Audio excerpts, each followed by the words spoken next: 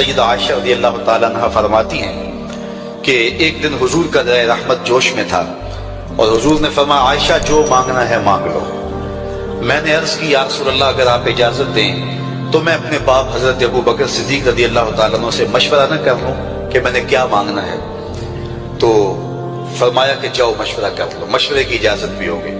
میں اپنے والد گرامی کی خدمت میں حاضر ہوئی اور کہا کہ دریائے رحمت جوش میں ہے اور رحمت کا باڑا برس رہا ہے۔ حضور نے فرمایا عائشہ جو مانگنا ہے مانگ لو، یہ اتنا سنہری موقع ہاتھ آیا ہے تو میں چاہتی ہوں کہ کوئی مانگوں تو اہم شے مانگوں۔ تو آپ کی خدمت میں حضور سے اجازت پا کے حاضر ہوئی ہوں، مجھے بتایا جائے کہ میں حضور سے کیا مانگوں تاکہ کوئی چھوٹی چیز نہ مانگوں، بڑی چیز مانگوں۔ تو حضرت ابو بکر رضی اللہ تعالیٰ عنہ نے فرمایا کہ بیٹا حضور سے جا کے کہنا کہ معراج کی خلوت خاص میں اللہ نے آپ سے جو راز کی باتیں کی تھی ان باتوں میں سے ایک بات بتا دو۔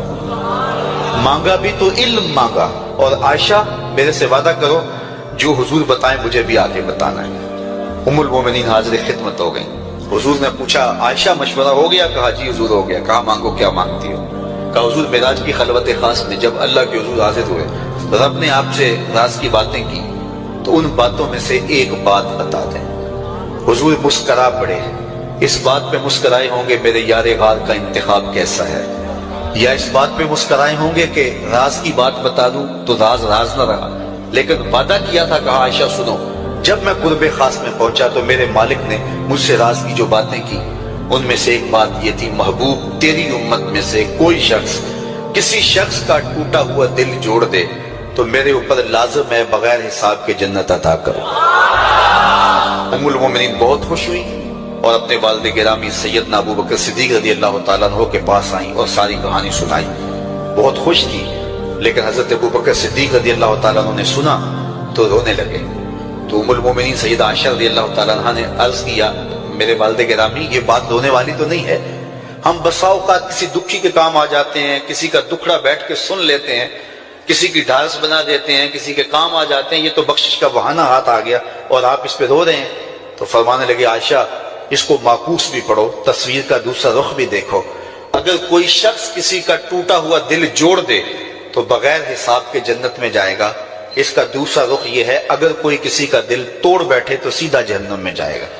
میں اس بات پہ رو رہا ہوں کہ ہم سے کسی کا دل نہ ٹوٹ گیا ہو۔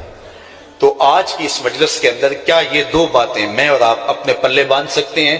ایک کا تعلق حقوق العباد سے ہے اور ایک کا تعلق حقوق اللہ سے ہے۔ حقوق اللہ میں سب سے اہم چیز نماز ہے، اور پہلا سوال قیامت کے دن نماز کا ہی ہوگا۔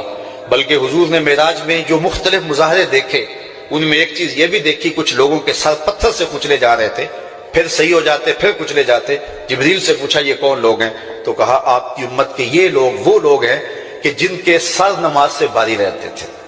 نماز کا کہو نہ بے نمازی کو، تو وہ پہلا بہانہ تو یہ لگائے گا کہ میرے کپڑے ٹھیک نہیں ہیں۔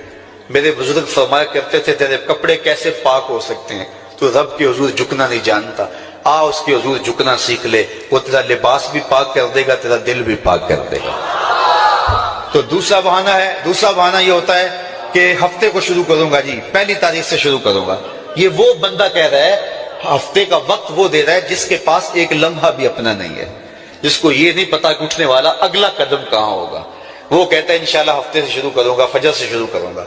میاں اللہ کے حضور بلاوا 5 وقت ہمیں آتا ہے، حی علی الصلاۃ حی علی الفلاح۔ کتنے بدبخت ہیں کہ جو پکار کے اٹھ کے اس کے حضور حاضر نہیں ہوتے۔ 5 گانا نماز شعار زندگی بنا لو، اور ہم یہ پکا عزم مصمم کر کے اٹھیں، اتنے زور سے ہم ارادہ کریں کہ شیطان بھاگ جائے، ہماری ہوا سے بھی بھاگ جائے۔ یہ تو اتنے پختہ ارادے کے ساتھ عزم کر کے جو ہے وہ آج